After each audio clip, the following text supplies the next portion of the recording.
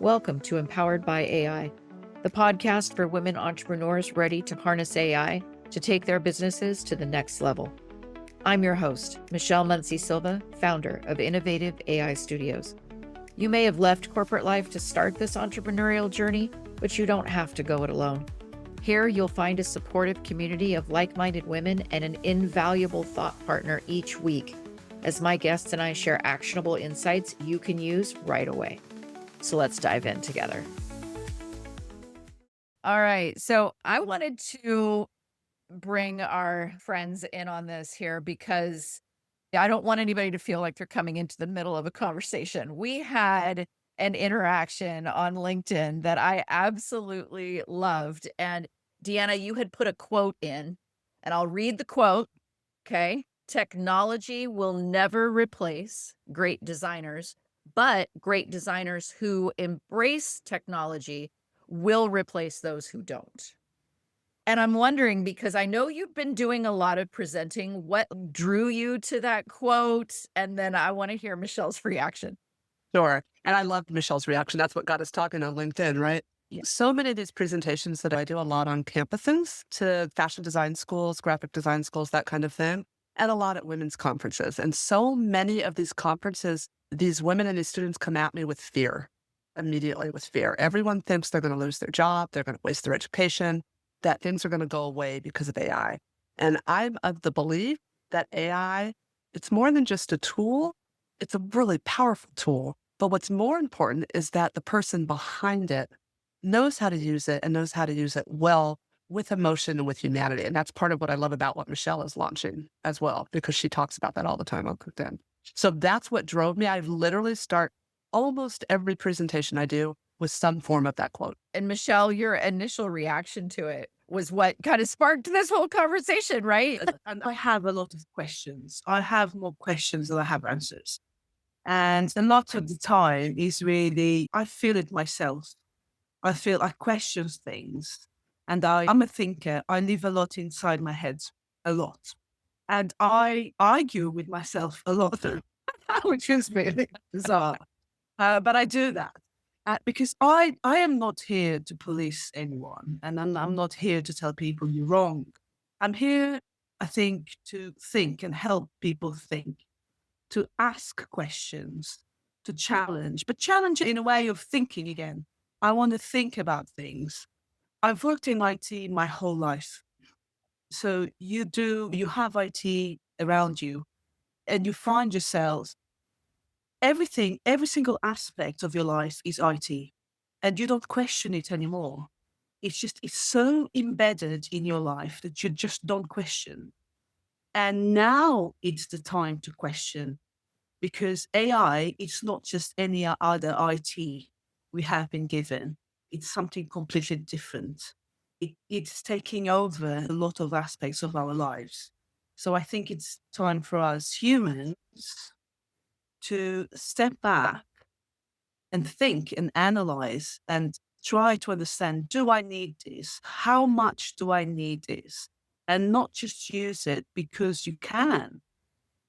Use it because you should be doing this stuff.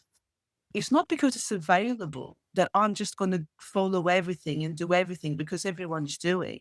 Should I be doing it? It's that critical thinking that I keep asking people. Pause. Before you do anything, just pause. Think about it. If you didn't have AI, how would you think about this? And what would be your thought process in order to achieve your outcome? And that's exactly my angle for everything, to be honest with you. It's actually a really good angle. And we need more people to have those kinds of discussions, because I wouldn't even go there, because I don't think with my head, I think with my heart. So when I can create emotional images or emotional statements or emotional poems that I edit and I do, that's where I go. And I also think, and I rarely use the words I think, I usually use the words I feel. I notice it when I write. I notice it when I talk. When I take a pause and when I give myself a breath to think about all of this, I think just because you can master AI tools doesn't mean you should.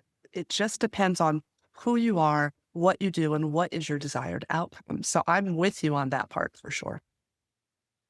And Deanna, I'm wondering because you've done so much of this work with designers, with creatives, and you're a coach, pulling Yeah. people into realizing some of the best work they've ever done. I know that's your entire drive. And so I'm wondering, have you ever seen a moment where technology has genuinely enhanced a designer's human insight or a Oh, creator's so, human insight? so interesting. And when I speak at this conference on Thursday, I'm going to give 6 use cases, 6 women that are allowing me to tell their story on how it's enhanced them as people, or them as a business, or them as a discovering a new tool or a new invention. So there's lots of examples I've got. I'm currently coaching, and each one of them has their own story. I think the number one thing I have seen as they start to learn these tools, and most of the tools that I train on are branding, marketing, visualization tools like Midjourney, those kinds of things. The number one thing I hear is, I didn't think my life could look like that. And Mm. by using some of these tools to visualize what the next chapter looks like, all of a sudden they're stepping into it. I had one woman cry and say, I never felt beautiful.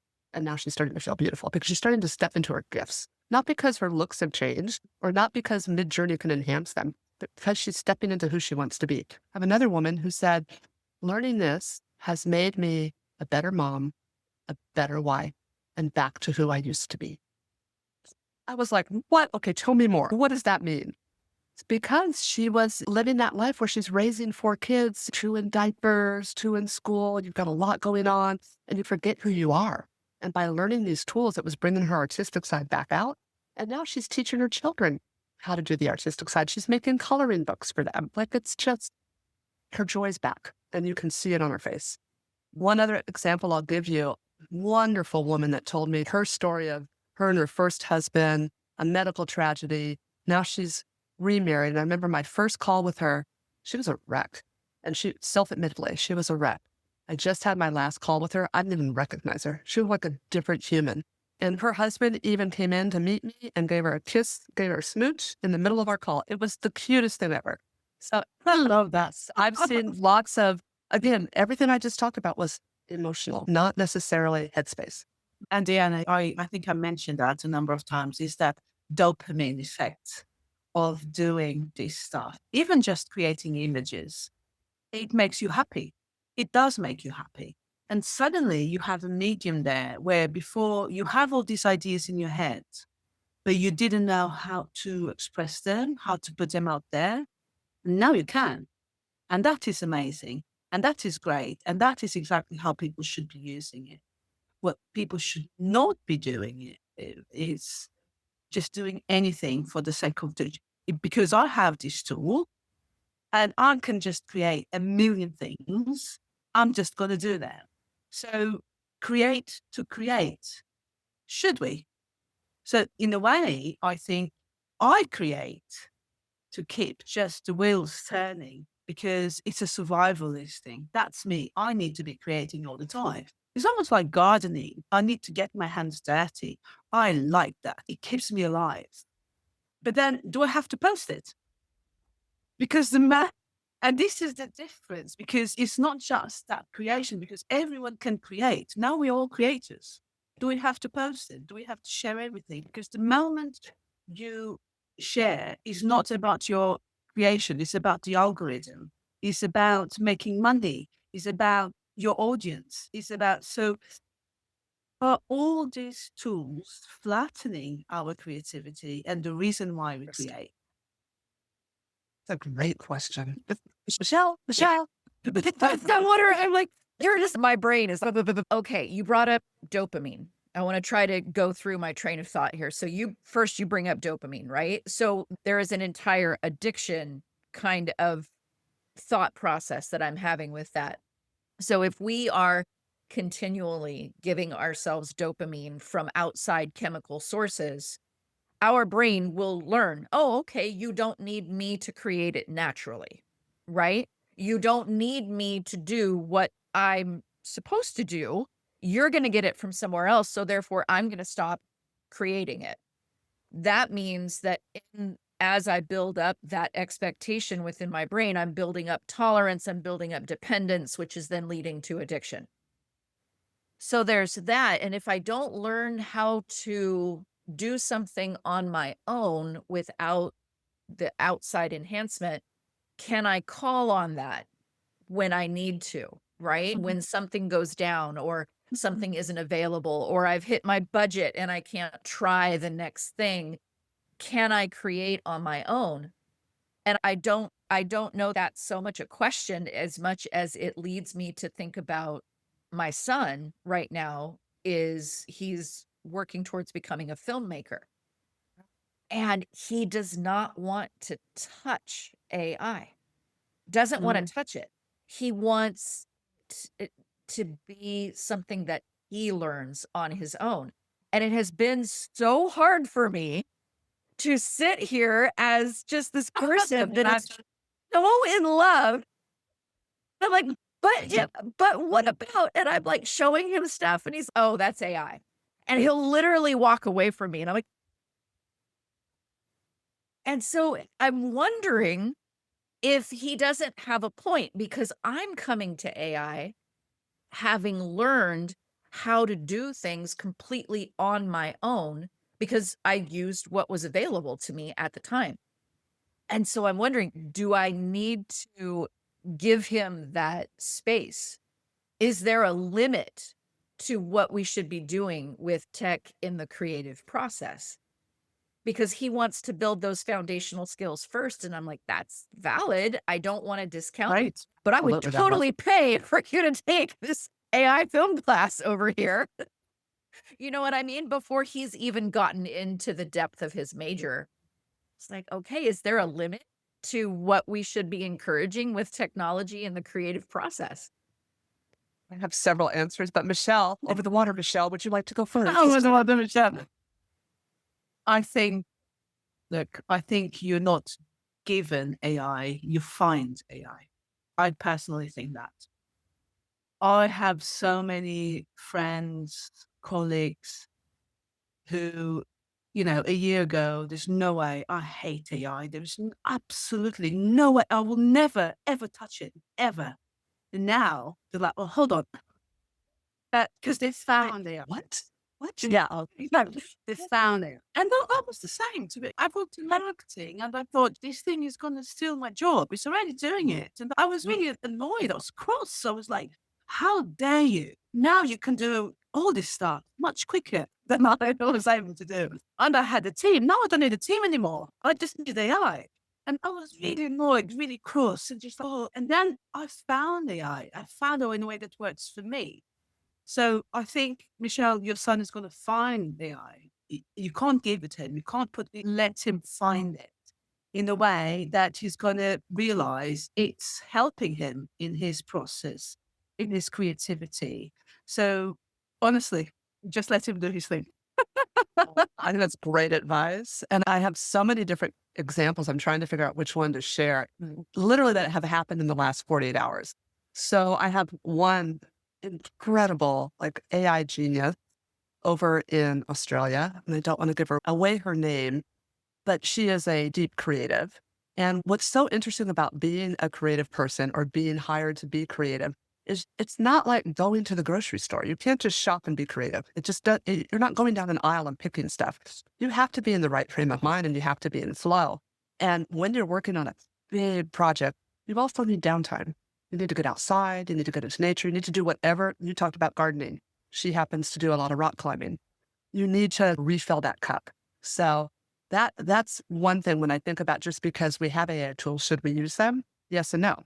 The other thing I think about is I can't remember the name of the movie where the founders of Facebook and all the things would not let their kids have a phone, Yeah.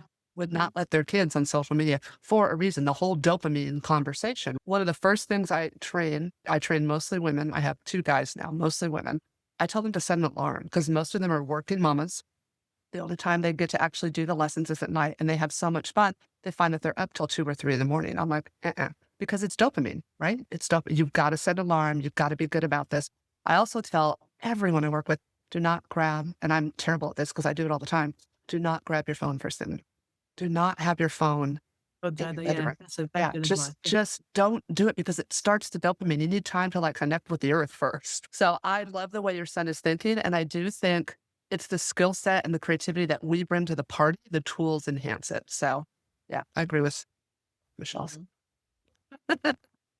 I remember I started using AI the moment it was out. I was like, I need to get on board. And I remember people like just looking at me, why? Are you stupid? Why are you doing this? And I could already see, of course, I had all those mixed feelings as well. I hate it. I still do. I still hate it and love it at the same Me time. too. It's like, Me too. I think with AI, I have become a bit bipolar. I don't know. I'm telling you. I'm joking. Oh my gosh. Well, I don't know, but it's true. I love it, but I hate it because I know I see what is happening, and we're going through this change, and we can't pretend it's not happening. It is happening. Yes, I do feel at times. I wish it wasn't here. I'm glad it's here. I wonder what the future is going to be.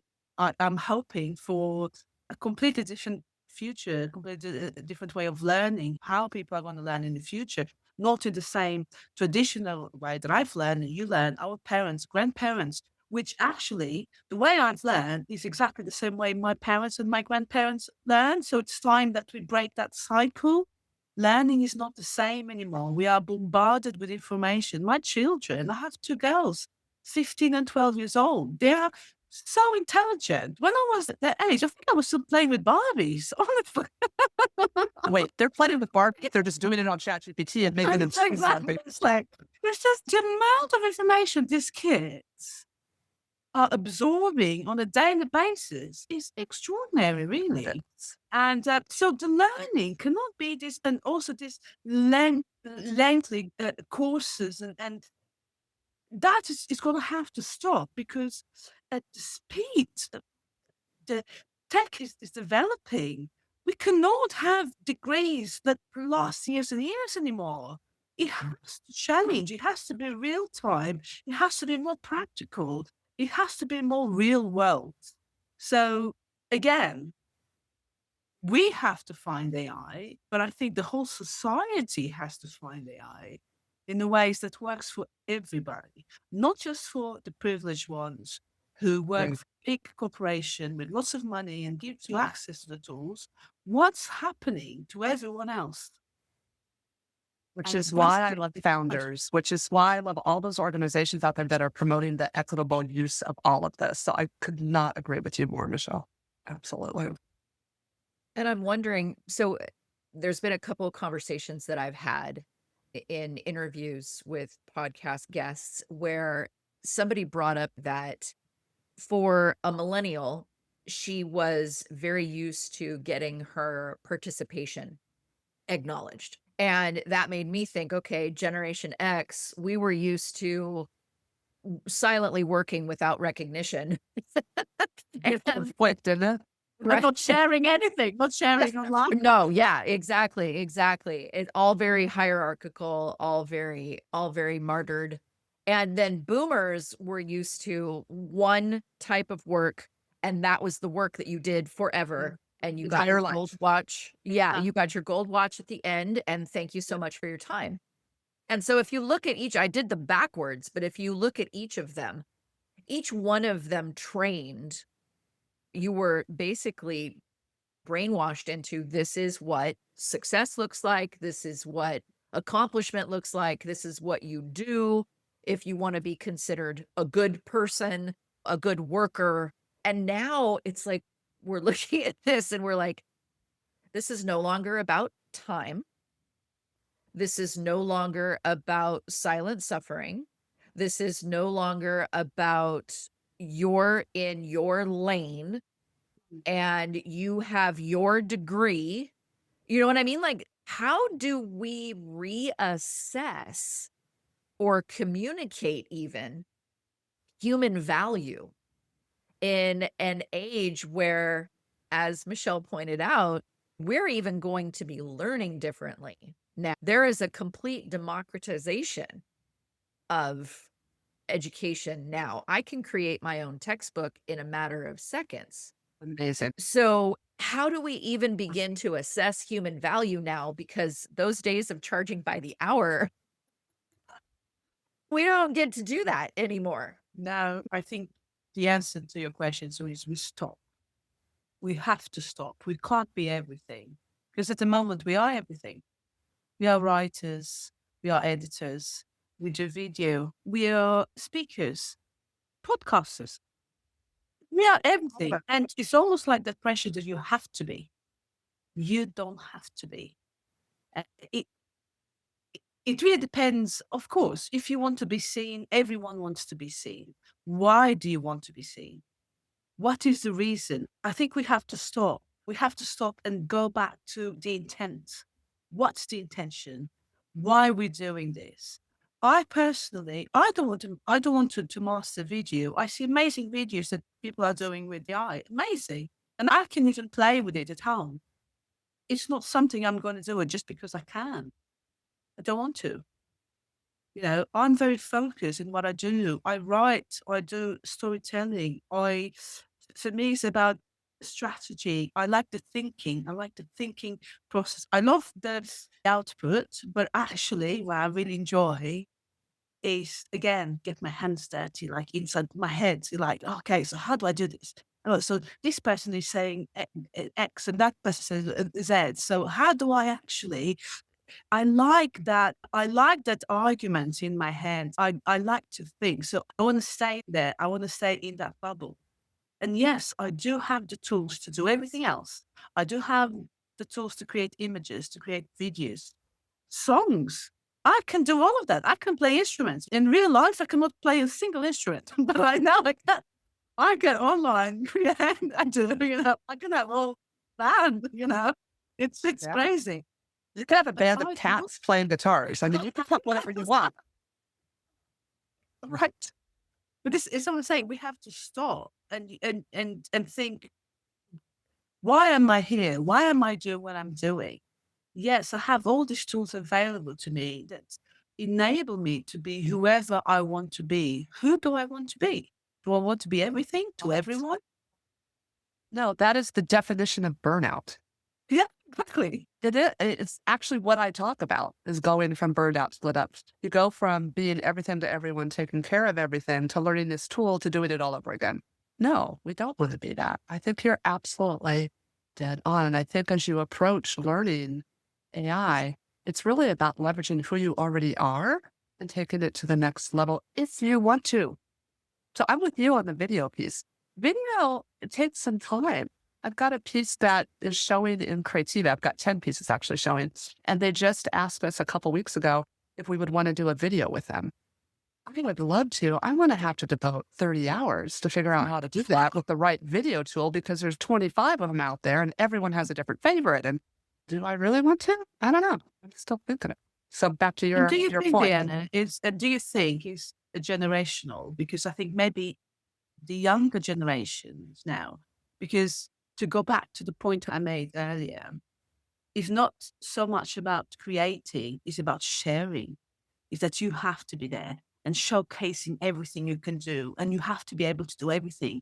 You have to be able to speak in public.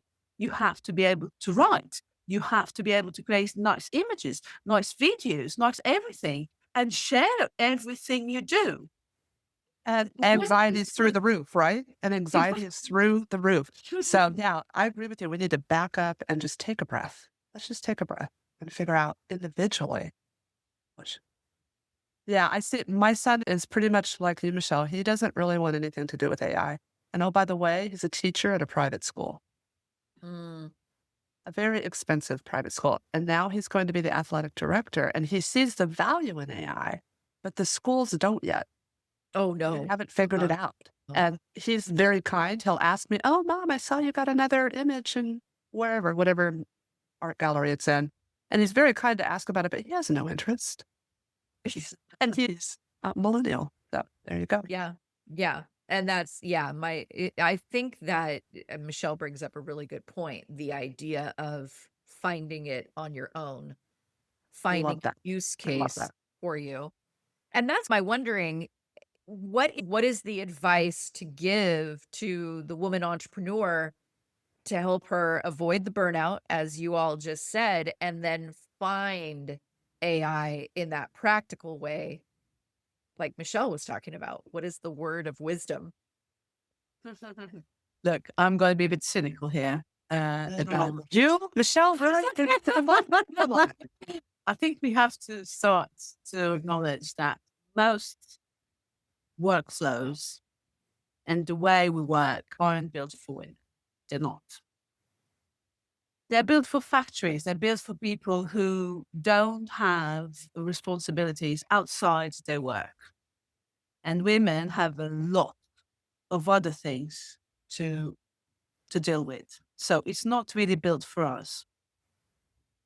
It's built for systems that flavor efficiency rather than a nuanced approach to life, because life is not A, B, C.